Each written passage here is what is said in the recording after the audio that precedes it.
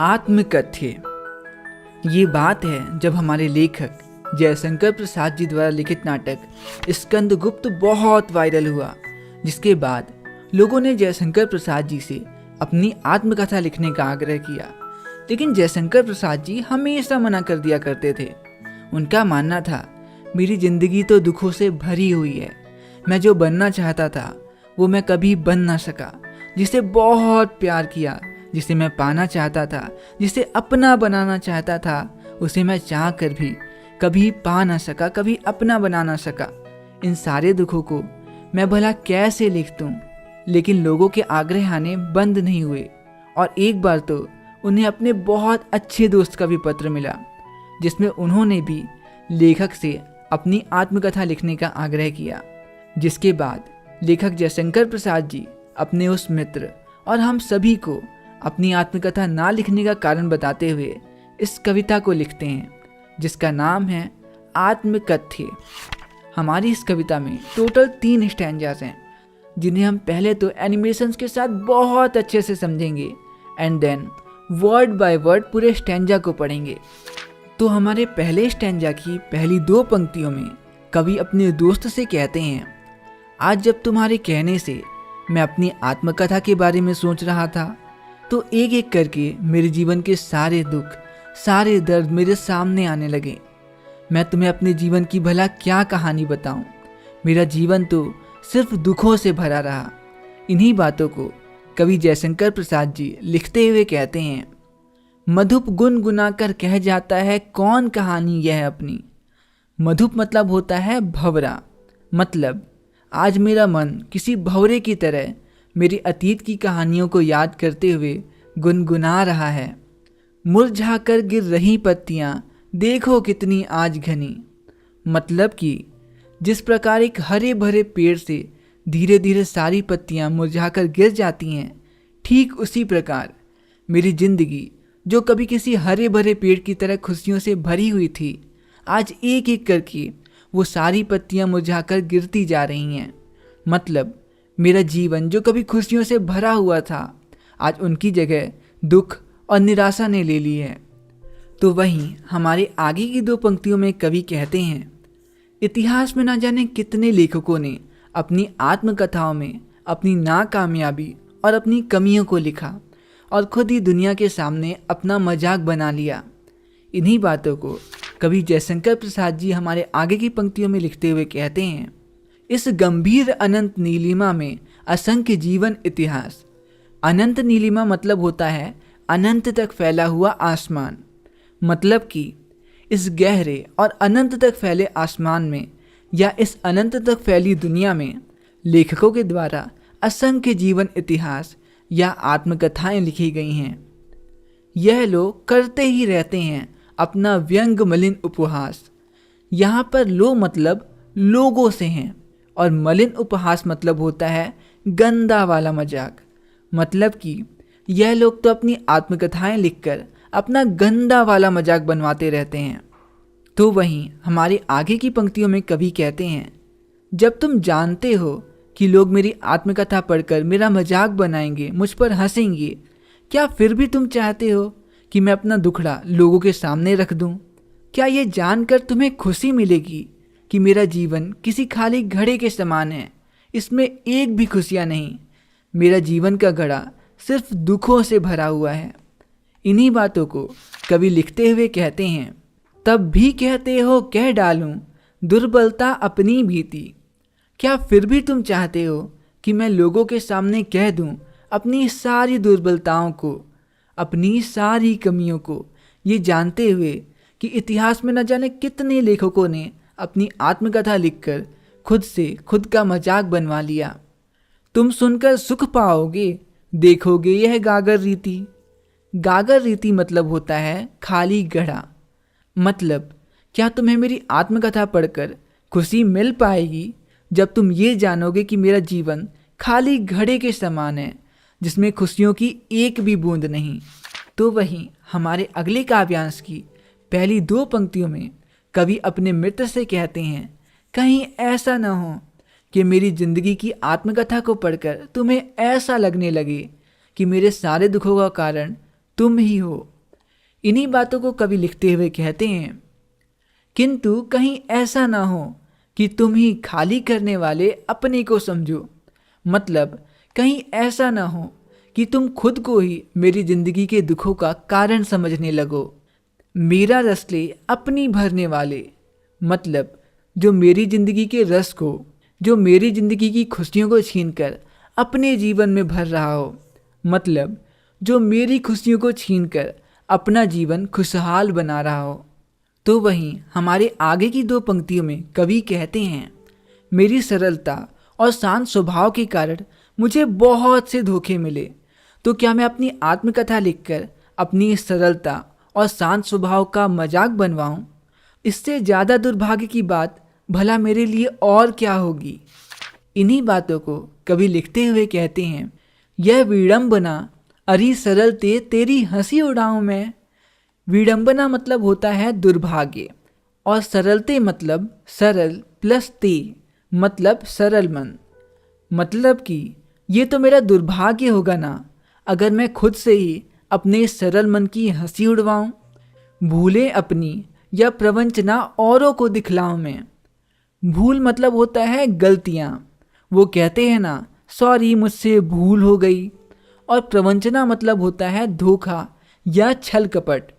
मतलब कि कैसे मैं अपनी गलतियाँ और खुद के साथ हुए छल कपट को दूसरों को दिखा दूं अपनी इस आत्मकथा के माध्यम से।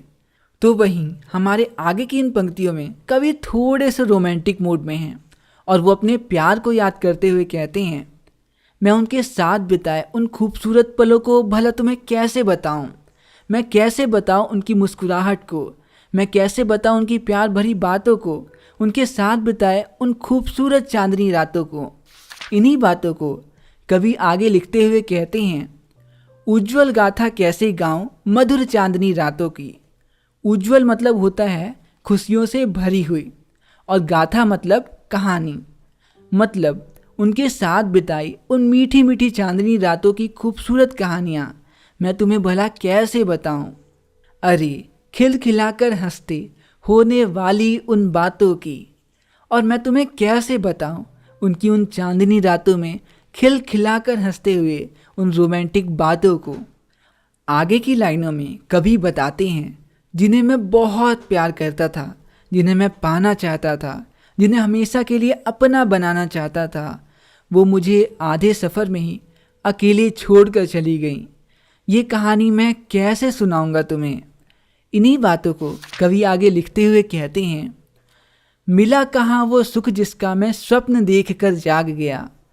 मतलब मुझे वो सुख, वो खुशियाँ कहाँ मिल पाईं जिन्हें पाने का ख्वाब मैं कभी देखा करता था। आलिंगन में आते आते मुस्कुरा कर जो भाग गया। आलिंगन में मतलब बाहों में, और मुस्कुरा कर मतलब मुस्कुरा कर।